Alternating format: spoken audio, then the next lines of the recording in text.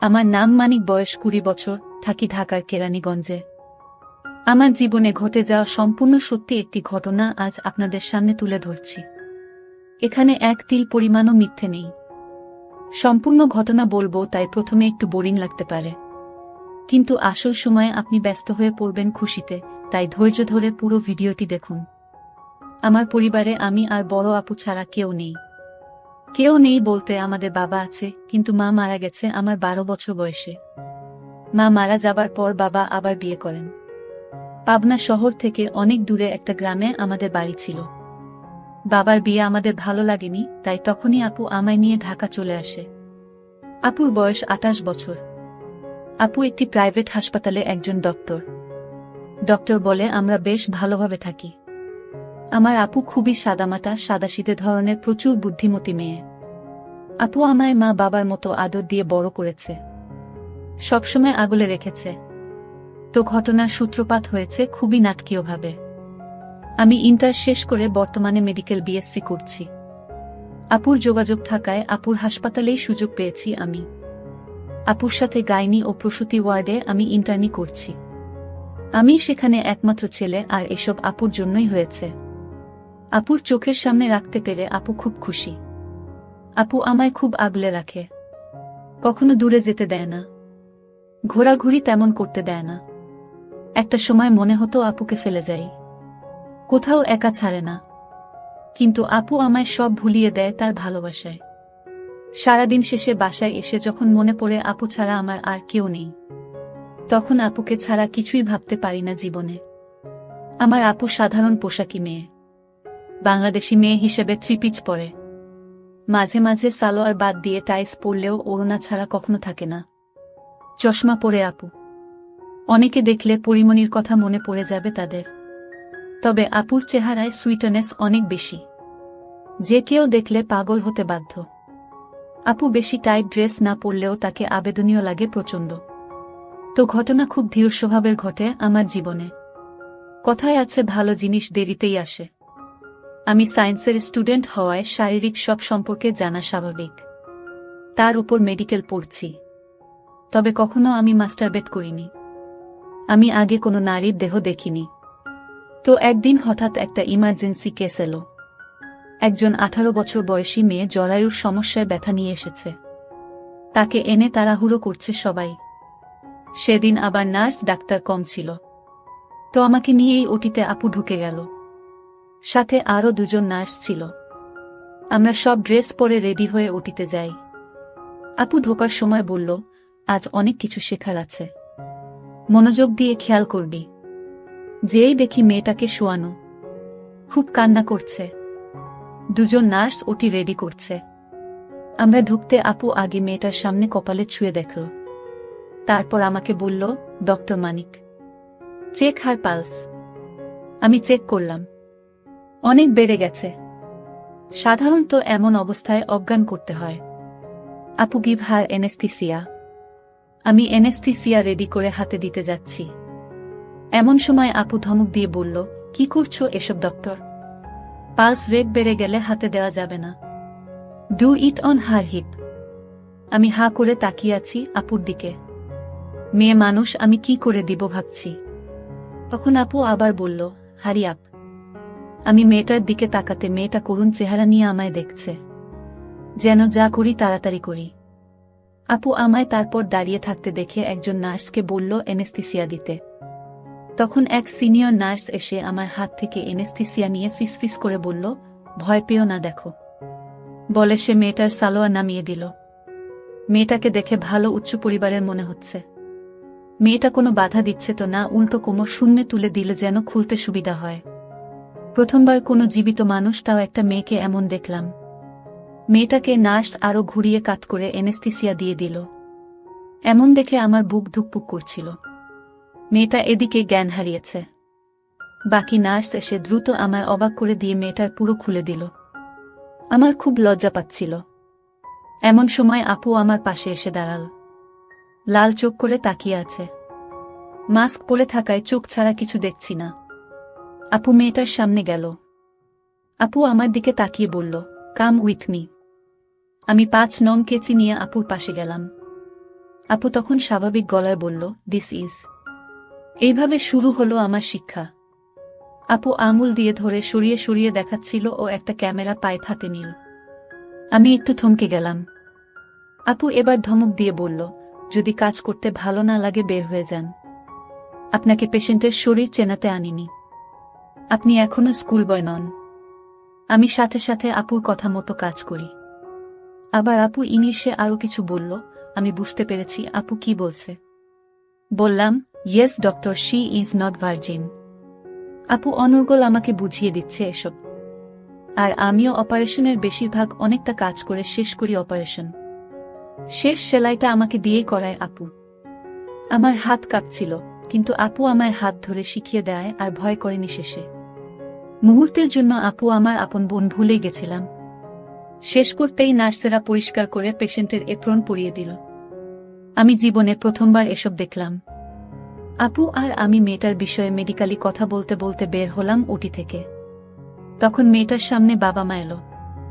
আপু খুব শান্তভাবে তাদের বুঝিয়ে বলল, সব ঠিক আছে, ওর অপারেশন সাকসেসফুল, তবে ওকে রিকভারি করতে 1 মাস সময় লাগবে। এখানে ভর্তি থাকতে হবে, এরপর সুস্থ। মেয়ের মা বলল, ওর কোনো সমস্যা নেই তো? আপু, না না, তবে ওর ইনফেকশনের কারণে ওর ভার্জিনিটি অনেক আগেই নষ্ট হয়ে গেছে। খুব ভালো মেয়েও, ভাগ্য ভালো সামান্যতে সেরেছে, নয়তো এমন কেসে ক্যান্সার হয়ে যায়। আপনারা খুব দ্রুত বিয়ের ব্যবস্থা করবেন। ওনারা আশ্বাস পেল একটা শুনে। তবে আমি বুঝলাম আপু ওর ভার্জিনিটি নিয়ে মিথ্যে কেন বলল। সেদিন কাজ শেষে বাসায় ঢুকেই আপু বলল, জলদি ফ্রেশ হয়ে আয় খেতে। আমি মনে মনে ভয় পাচ্ছিলাম। গোসলে করতে ঢুকলাম বাথরুমে। গোসল শেষ করে বের হয়ে ড্রেস পরি। তো সেদিন তাই করি। বের হতেই সামনে আপু। আমরা দুজনেই কয়েক সেকেন্ড অবাক হয়ে দাঁড়িয়ে আছি। হঠাৎ সম্বিত ফিরতেই তোয়ালে দিয়ে ঢাকলাম ও আপু হুট করে পিছন ফিরে বিষয়টা চাপা দিতে বলল, এত সময় লাগে গোসল করতে? তাড়াতাড়ি আয় খেতে। বলেই আপু বেরিয়ে গেল। আমি দ্রুত দরজা লাগিয়ে বিছানায় বসে পড়ি। প্রচণ্ড লজ্জা লাগছে। আপুর সামনে এমন অবস্থায় আমার বহিঃপ্রকাশ খুবই লজ্জাকর। আবার আপুর ডাক ডাইনিং রুম থেকে। আমি দ্রুত প্যান্ট শার্ট পরে নিচে নামলাম। আপু টেবিলে খাবার লাগিয়ে বসে আছে। আমি চেয়ারে বসলাম। লজ্জায় আপুর দিকে তাকাতে পারছি না। কিন্তু আমার আপু প্রচণ্ড বুদ্ধিমতী, তা আবার প্রকাশ করল। এই বিষয়টা ভোলাতে বলল, ওটিতে এমন খামখেয়ালি হলে সমস্যা হবে। এমন করলে চলবে না। আজ এমন করলি কেন বলতো? আমি কোনো কথা বলছি না ভয়ে। আপু, একটা কথা জিজ্ঞেস করছি। আমি সরি আপু, আগে কখনো ওটিতে ঢুকিনি। তার ওপর প্রথমবার কোনো মেয়েকে বলেই চুপ করে গেলাম। আপু কিচ্ছুক্ষণ চুপ থেকে বলল, শোনো আমার দিকে তাকা। আমি তাকালে আপু খুবই স্নেহময় হয়ে বলল, শোনো, পেশেন্ট কখনো ছেলে বা মেয়ে হয় না। যখন তুই ডাক্তার তখন তোর সামনে জাস্ট একটা বড়ি। তখন তা তোর ওপর ভরসা করা একটা বড়ি। তুই অন্য কিছু না ভেবে কাজে মন দে। আরো অনেক কিছু আপু বুঝিয়ে দিল। সব কথা শেষে বলল, কোনো প্রশ্ন আছে? আমি, যদি কিছু মনে না করো তাহলে একটা কথা বলি। আপু, বল। আমি মেয়েটার বাবা মাকে মিথ্যে কেন বললে আপু? আপু মুচকি হেসে বলল, মেয়েটা প্রচণ্ড ভয়ে ছিল।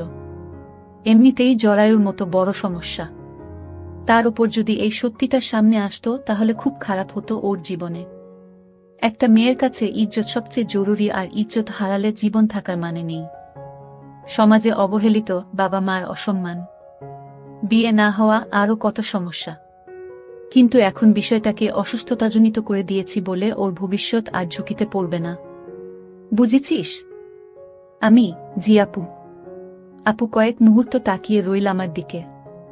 এরপর কয়েকদিন আপুর হঠাৎ মনে হলো আপুর মনটা খারাপ। প্রায় আনার দিকে তাকায় ও মনটা ভারী করে ফেলে। একবার আমি বললাম, আপু কি হয়েছে তোমার? মন খারাপ কেন? আমার কোনো কাজে তুমি বিরক্ত?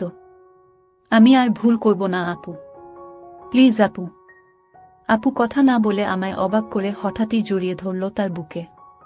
আগে কোনোদিন আপু আমায় এমনটা করেনি। এই প্রথম এমনটা হওয়ায় যেমন অবাক ঠিক তেমনি মনে হলো পৃথিবীর সবচেয়ে শান্তির জায়গা পেয়েছি। দেখি আপু ঘন ঘন নিঃশ্বাস নিচ্ছে। হঠাৎ তখনই সেই মেয়েটার ড্রেসিং করাতে এলো।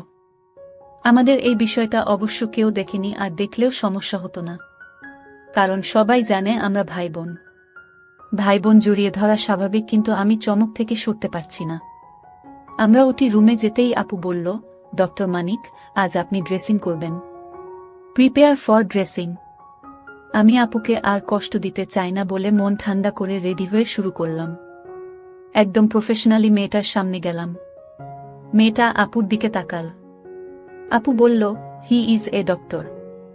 No problem. ডাক্তারের কাছে লুকানোর কিছু নেই।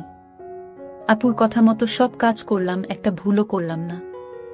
সব শেষে মেয়েটা আপুকে বলল, ডক্টর, আপনার সাথে একটা গোপনীয় কথা ছিল।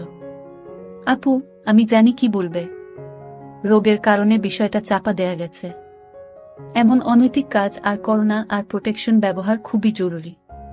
মেয়েটা আপুর হাত ধরে ধন্যবাদ জানাল। এর পরের দিন মেয়েটার ড্রেসিং আমি করিয়েছি। হঠাৎ মেয়েটার নজর খেয়াল করলাম, সে আমায় দেখছে। আমি আপুকে বললাম, আমি আর মেয়েটার ড্রেসিং করতে চাই না। আপু, কেন? আমি এমনি। আপু শুনে খানিক বিরক্ত হয়ে আমার দিকে তাকিয়ে মুচকি হেসে বলল, আচ্ছা, আমি দেখছি। পরের দিন থেকে আর মেয়েটার ড্রেসিং আমি করিনি। সাধারণত আমার ডিউটি ক্লাস সকাল 10টা থেকে। আপু আমার আগেই 8টায় যায়। তো হঠাৎ একদিন সকালে আমি হাসপাতালে গিয়ে আপুকে দেখে চমকে যাই। কারণ আপু আজ এক ভিন্ন নারী হয়ে আমার সামনে প্রকাশিত। আপু টাইট ফিটিং একটা সাদা 3 পিস পরা, যার কামিজ আপুর সচরাচর পরা কামিজ থেকে অনেক টাইট, আর সাথে সাদা টাইট টাইস পরছে। আপুকে দেখে কখনোই আমি খারাপ কিছু মনে আনিনি, কিন্তু হঠাৎ আপুকে এই অবস্থায় দেখে বুকে অজানা এক কৌতূহল হতে লাগলো। কেন জানি না, শুধু আপুর দিকেই চোখ চলে যাচ্ছে আমার। আশেপাশের সবাই আপুকে নজরে দেখে চলেছে। পুরুষদের সামনে থাকার সময় আপুর ঝুঁকে আসার সময় বুকের দিকে তীক্ষ্ণ দৃষ্টি নিয়ে তাকায়। আমার এই বিষয়টা মোটেও ভালো লাগলো না। মনটা খারাপ হয়ে গেল। বাসায় এসে আমি আপুর সাথে কথা না বলেই রুমে গিয়ে শুয়ে পড়ি। রাতে খেতে ডাকলে আমি কোনো কথা না বলে খেয়ে চলে আসি রুমে। এদিকে আইপুও এমনই ড্রেস নিয়মিত পরতে লাগল। আপুকে অনন্য সুন্দরী লাগে, তাতে কোনো সন্দেহ নেই, কিন্তু আপুর প্রতি কারো খারাপ নজর আমায় কেমন একটা রাগী করে তুলে। এমন চলতে চলতে হঠাৎ একদিন দেখি আপু আমায় আরো অবাক করে দিল। আপু এত টাইট কামিজ ও টাইস পরেছে যে বিগত কয়দিন তা কিছুই ছিল না। আমার বুকে অজানা এক ভালো লাগা কাজ করছিল। বারবার আপুর দিকে চোখ যাচ্ছিল। আমি কয়েকবার মনকে বোঝাতে চেয়েছি যে আমার বোনকে এভাবে দেখা যাবে না, কিন্তু চোখ সরে না। অন্যরা এমন নজর দেয় আমার বুক ফেটে যায়। তাই আমি খুব কষ্ট পাই। তো সেদিন বাসায় আসার পর আমি খেয়ে রুমে চলে যাই। কিছুক্ষণ পর দরজায় নক করল। আমি দরজা খুলতেই আপু। আমি মাথা নিচু করে আছি। আপুকে রে, কি হয়েছে তোর? আমি কোনো কথা বললাম না। আপু আমাকে নিয়ে বিছানায় বসাল ও পাশে বসল। আপু, সমস্যা কি? কদিন ধরে মনমরা মনে হচ্ছে। আমি, কিছু না আপু। আপু, কিছু তো একটা হয়েছে। আপুকে বলবি না? আমি কেমন যেন ভয়ডরহীন হয়ে বলতে লাগলাম। আমি তোমার দিকে সবাই কেমন খারাপ ভাবে তাকায়।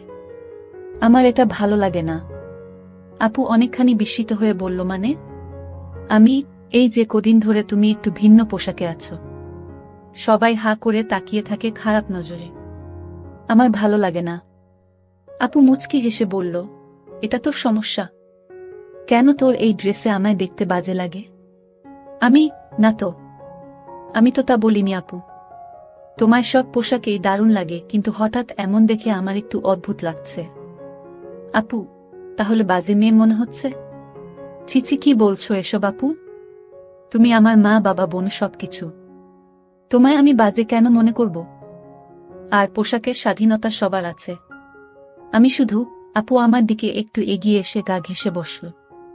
হাতের উপর হাত রেখে বলল, শোনো পাগল ছেলে, আমি জানি তুই আমায় খারাপ ভাবিস না। তোর মানসিকতা প্রশংসার যোগ্য। নারীদের সম্মান করিস দেখে ভালো লাগছে। শোনো একটা কথা, যে যেভাবে তাকাক তাতে সমস্যা নেই। আচ্ছা বলো, তোর কোনো নায়িকা বেশি পছন্দ? আমি লজ্জা পেলাম। আপু বলল, লজ্জার কিছু নেই, আমি কেট উইন্সলেট। আপু মুচকি হাসল প্রথমে, তারপর বলল, গুড চয়েস। আমারও। আমার দুজনের মিল আছে। তাহলে শোনো, যখন তার মুভি দেখিস, ফলো করিস, তখন কি তার সৌন্দর্য ভালো লাগে না? বিউটি লুকে যখন মুভি করে বা সোশ্যাল মিডিয়ায় আসে তখন ভালো লাগে না? আমি কিভাবে উত্তর দিব বুঝতে পারছি না। তখন আপু অভয় দিয়ে বলল, লজ্জা পাবি না, আমি তোর বোন। বোনের কাছে সব বলা যায়। আমি ভালো লাগে। আপু, এটাই সবার কাছেও এমন। একটা মেয়ে যখন হট লুকে প্রকাশ পায় মানুষ তো তাকাবেই। তাই বলে কতজনের তাকানো থামাবি? আর মানুষ সেটাই দেখে যেটা দেখার মতো, যা সুশ্রী বা বিশ্রী। এখন আমি তোর কাছে বিশ্রী বা সুশ্রী এটা তুই জানিস। আমি না না আপু, তুমি দুনিয়াবি সবচেয়ে সুন্দরী। আমার পরি তুমি আপু। আপু, তাই নাকি? এবার খুশি? আমি খুব খুশি। আপু, তাহলে আপুকে একটা মিষ্টি হাত দে। আমি সাথে সাথে আপুকে জড়িয়ে ধরলাম। আপু আমায় বুকে জড়িয়ে কপালে একটা চুমু দিল। বলল, তুই কখনো রাগ করে মনমরা হয়ে থাকবি না। আমার ভালো লাগে না। তুই আমার জীবনের সবকিছু। তোর জন্যই আমি এত শত কিছু করছি। তোর কোনো সমস্যা হলে কিছু লাগলে আমায় বলবি, আমি সব পূরণ করব। আমি বুঝলাম আপু আমায় খুব ভালোবাসে। ইদানিং আমায় বকেও না, খুব আদর করে। আর এই আলাপচারিতায় আমি আপুর অনেকখানি কাছে চলে এসেছি। এদিকে আমার মনে এক অনাকাঙ্ক্ষিত ইচ্ছে জেগে উঠল। বুঝলাম না কেন। আপু, এখন ঘুমা, কাল একটা অপারেশন আছে। আমি আচ্ছা। আপু চলে যাচ্ছে। দরজায় গিয়ে হঠাৎই আপু ফিরে চেয়ে মুখে একরাশ হাসি নিয়ে বলল, আমার ভেজা বেড়ালটা এখনো খুবই কিউট। বলেই আপু চলে গেল। আমি বুঝলাম না ভেজা বেড়াল কেন বলল। হয়তো আদরে ডেকেছে, কিন্তু না, মনে হচ্ছে অন্য কিছু। আমি এটা নিয়ে চিন্তা করতে করতে পাগল। 1 ঘন্টা ধরে ভাবছি, ঘুম আসছে না। আপুকে জিজ্ঞেস না করলে ঘুম হবে না। এর আগেও পড়ার জন্য আপুকে রাত বেড়াতে ঘুম ভাঙিয়ে জ্বালিয়েছি। তাই আমি আপুর রুমে গিয়ে নক করলাম। সাথে সাথে ভিতর থেকে শব্দ এলো, আসছি। প্রায় 2 মিনিট পর আপু দরজা খুলল। আপু বলল, কি বলবি বল। আমি তুমি আমায় ভেজা বিড়াল বললে কেন? আপুর মুখে দুষ্টু হাসি। বলল, বুঝিসনি? আমি না, বলো না আপু। আপু গুনগুনিয়ে বলল, কিছু বলল। আমার আর বুঝতে বাকি রইল না আপু কিসের কথা বলছে। আমি সাথে সাথে লজ্জায় চলে এলাম ওখান থেকে। রুমে এসে খুব লজ্জা হচ্ছে। হঠাৎই মনে পড়ল আপুর কথা। আপু এমন দরজার ওপারে মাথা বের করে কথা বলল কেন, এটা ভাবতে লাগলাম। খেয়াল হলো আপু হাত বের করে দিয়েছিল। আপু তো সবসময় হাতাওয়ালা কামিজ পরে। আপুর হাত তো খোলা ছিল। তার মানে আপু কি? বিষয়টা মাথায় আসতেই খুব উত্তেজিত হয়ে গেলাম। চোখের সামনে আপুর লুকায়িত একটা কিছু ভাসতে লাগল। আবার নিজেকে খারাপ মনে হলো, কি ভাবছি এসব নিজের বোনকে নিয়ে। সারাটা রাত ঘুমাতে পারছি না। হঠাৎ অনলাইনে ঘাটলাম বোনকে নিয়ে এসব চিন্তা আসছে কেন এমন ভেবে। মনে মনে আপুর প্রতি একটা পবিত্র ভালোবাসার আগ্রহ জন্মেছে। কি করব বুঝতে পারছি না। নানান চিন্তা করতে করতে ঘুমিয়ে গেলাম। পরদিন সকালে ঘুম থেকে উঠে টেবিলে রাখা খাবার খেয়ে নিলাম, যা প্রতিদিন আপু তৈরি করে রেখে যায়। আমাকে কখনো জাগায় না আপু এত সকালে। হাসপাতালে গিয়ে আপুকে খুঁজতে লাগলাম, শুধু দেখতে খুব ইচ্ছে করছে।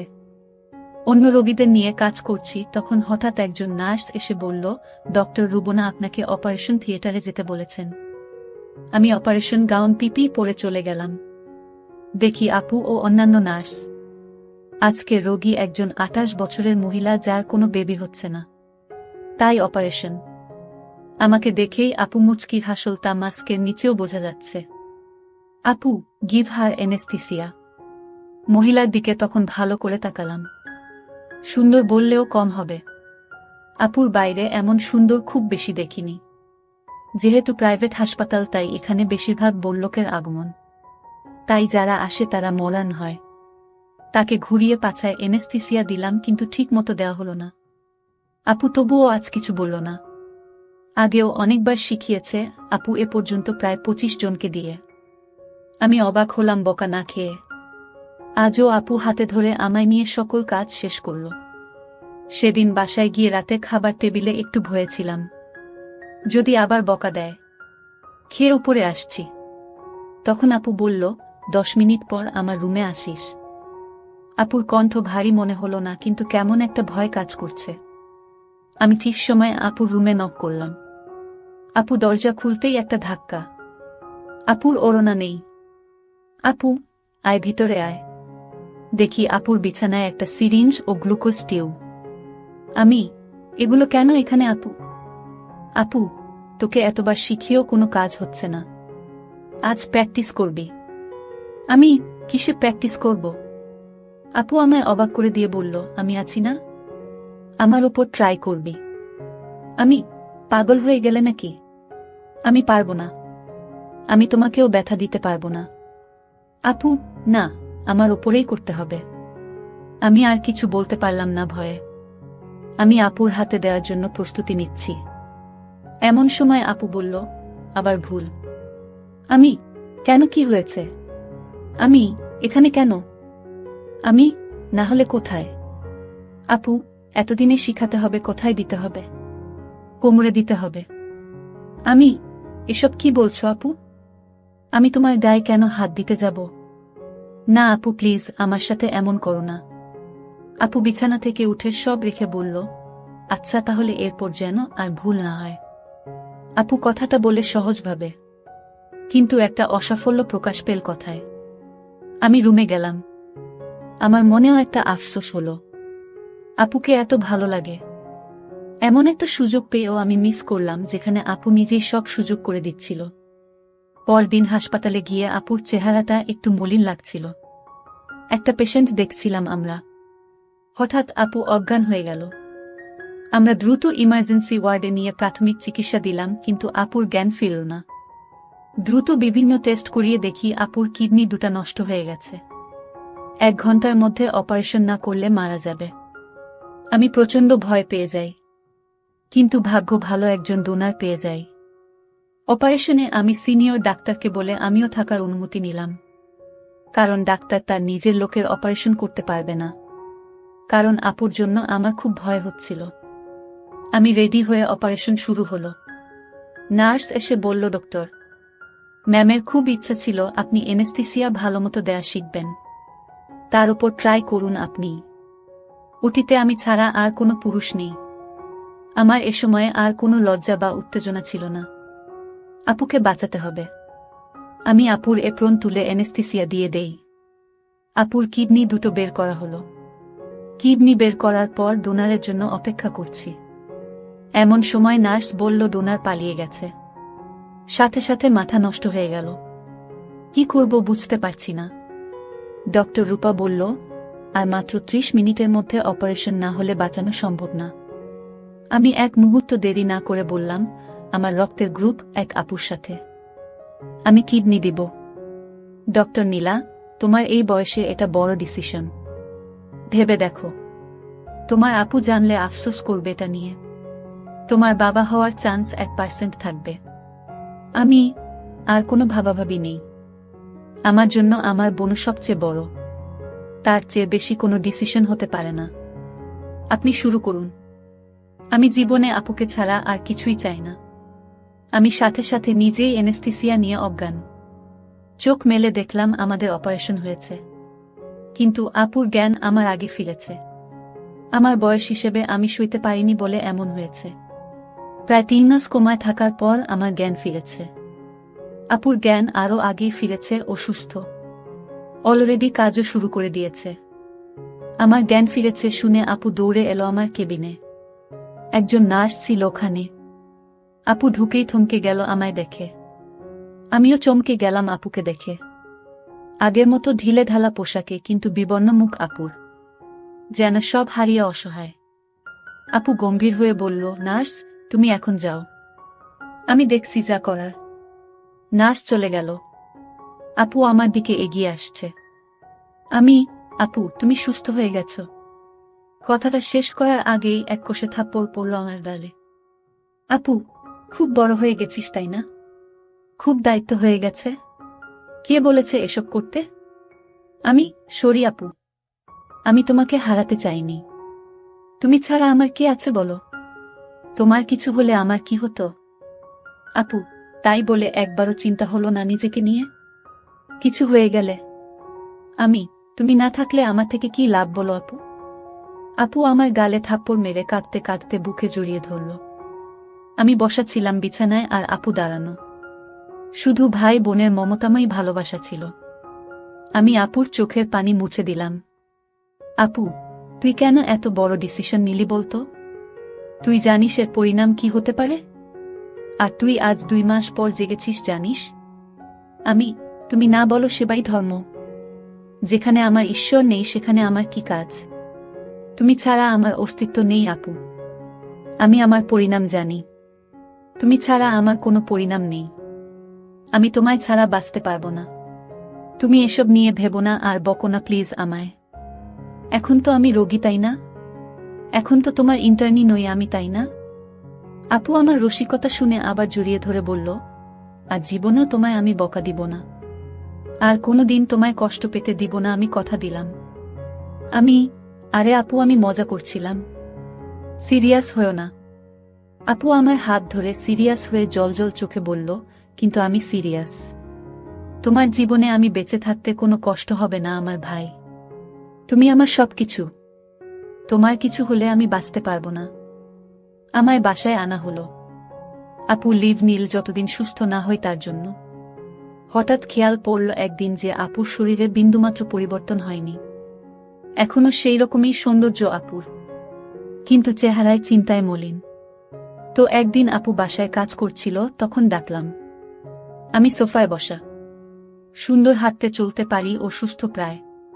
আমিও দেখতে দেখতে সুস্থ হয়ে যাই আপুর অক্লান্ত পরিশ্রম ও সেবায়। তো যেদিন আমরা আবার জয়েন করব সেদিন আপু যথারীতি চলে যায় আগেই। আমি উঠে নাস্তা করে যাই হাসপাতালে। অনেকদিন পর কেমন নতুন লাগছিল সবকিছু। তো রিসিপশনে গেলে সিনিয়র ইন্টার্ন আপুরা ও ডাক্তার সবাই খুব প্রশংসা করল আমার আর ফুল দিয়ে স্বাগতম জানাল। কিন্তু আপুকে চোখে পড়ল না। আমি এক নার্সকে বললাম, আপু কোথায়? নার্স, ম্যাম অপারেশন করছে একটা। দিনে দিনে আমি আপুর জন্য পাগল হতে লাগলাম। আপু মনে মনে আমার জন্য পাগল ছিল। এভাবে চলতে চলতে হঠাৎ একদিন আমরা একান্ত সময় পার করলাম, যা আমি কোনোদিন ভুলব না।